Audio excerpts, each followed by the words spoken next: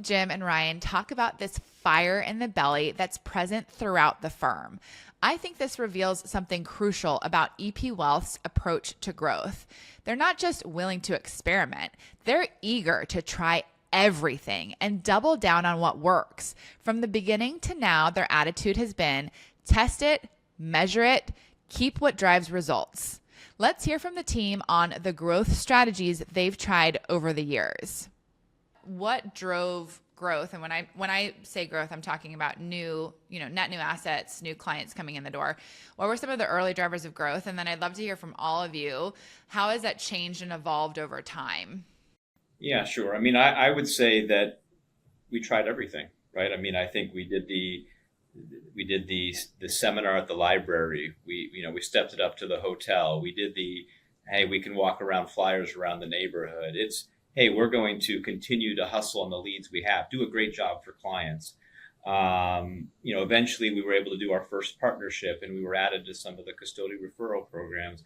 I think it's just the mindset of growth. I think we knew that we wanted to grow, not for growth's sake, but for the opportunities and for scale. I mean, even to today, we talk about this real dichotomy around people like small. I think an EP teammate wants to be in a family type atmosphere. They want to make sure that their thoughts are heard. I think clients like that boutique feel. But large is helpful. Resources and being able to do more for clients as they continue to say, well, what else can you do? There's so much information coming at me, Brian. What can you do to make my life simpler? So can we use scale? Can we, the usual, can you be large and feel small, right? I mean, if that is kind of your North Star for growth, and the answer is we are going to try to get our story out there in the right way to the right people, whether that be through partnership, whether that be through our next client, whether that be through the next person that tries to join EP. It's a way of being. It's not necessarily the outcome. So if you believe that growth is important, you're going to partner with the right people. You're going to try to do more and improve each day, and always be humble. Maybe you can build a good business.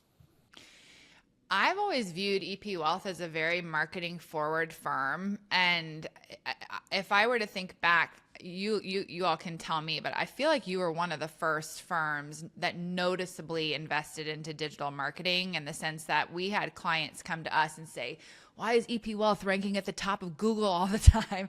And I was like, well, that's good digital marketing right there. So when did that become, I mean, you talk about seminar marketing, but like when did that sort of digital marketing prowess come to be? Yeah, that predated me at EP, but I would say the a lot of it came from being so client centric and delivering great service and showing up in not only our expertise in what we do or the articles we publish, but also reviews, right? If you're getting strong reviews from clients who are raving fans, that obviously helps Google search results. So I think a lot of that was truly in the vein of organic search as opposed to paid. Although we've evolved over time, of course, but I think that what you're referencing was probably just really delivering on the promises we made. When did you start leveraging reviews? I think we're coming up on this September, will be 3 years since the SEC advertising rule changed, and many firms have been quite slow to adopt the amazing opportunity that exists. So were you an early adopter to that as well? Well, there were organic reviews, right? So people could just write the reviews on their own, right? So that helped with search.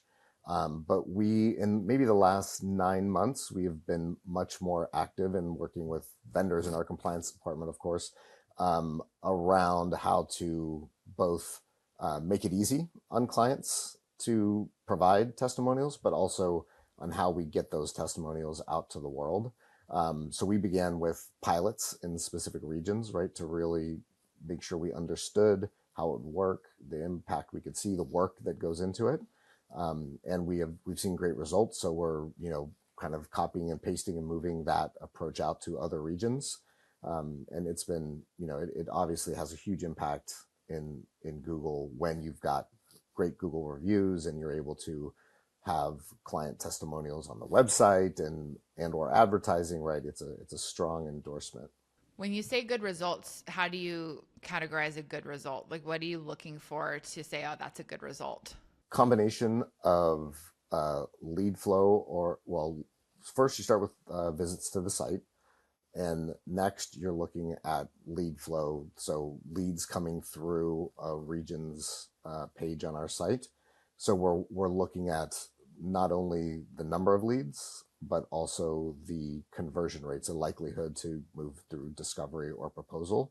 So we see that when when folks see endorsements from their peers, they're more likely to sort of go into that meeting, right? They're willing to have the meeting and hear you out when they know that you're coming with a high review, and or someone has had a similar experience, as opposed to someone, they may not have a review, or they may not know anything about you. There may be no external or third party validation.